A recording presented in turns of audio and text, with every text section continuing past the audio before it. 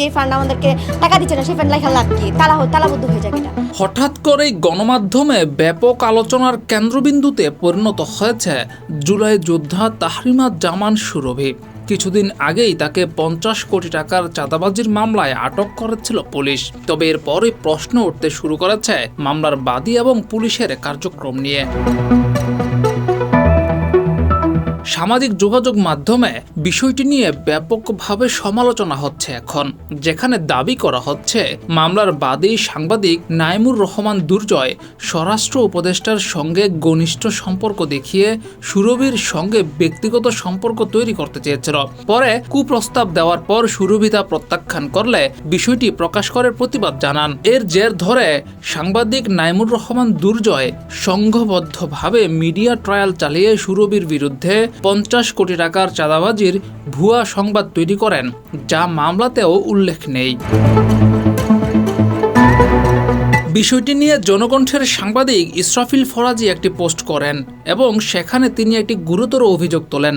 তিনি বলেন, এই ঘটনার জন্য দুর্জয়কে বাংলাদেশ প্রতিদিন থেকে বরখাস্ত করা হয়। পরে সে কালবেলায় চাকরি পায়, কিন্তু কালবেলার সন্তোষ শর্মাকে যখন সাংবাদিকরা দুর্জয়ের কুকীর্তির কথা জানান, তখন সন্তোষ শর্মা বলেছিলেন এই ছেলেকে নিয়োগ দিতে চাপ আছে। এদিকে কালবেলার বর্তমান মালিক এক বিএনপির বড় নেতা। তাহলে এই চাপ কার?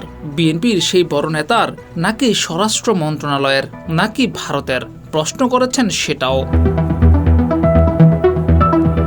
এছাড়া আরেকটি প্রশ্ন উঠেছে, সেখানে দাবি করা হয়েছে যে 50 কোটি টাকা চাঁদাবাজির মামলায় সুরভিকে আটক করা হয়েছে, সেই 50 কোটির কোনো অস্তিত্বই নেই মামলায়। তাছাড়া সেই 50 কোটি টাকা কে দিয়েছে, কিভাবে দিয়েছে, কোন মাধ্যমে দিয়েছে, তার পক্ষে কোনো ধরনের প্রমাণ হাজির করতে পারেনি মামলার বাদী কিংবা পুলিশ।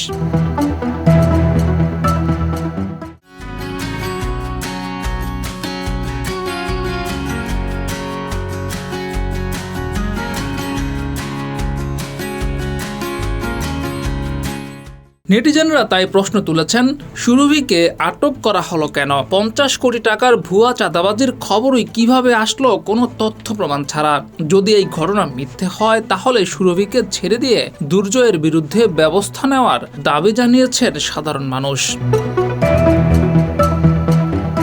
এদিকে সুরভিকে ছাড়ার জন্য সাধারণ মানুষ এবং তার সহযোদ্ধারা অনলাইন কিংবা অফলাইনে প্রতিবাদ জানালেও কার্যক্রমে দেখা গেল ঠিক উল্টোটা।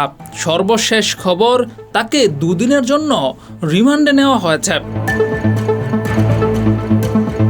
জিয়াউর রহমান, যুগের চিন্তা।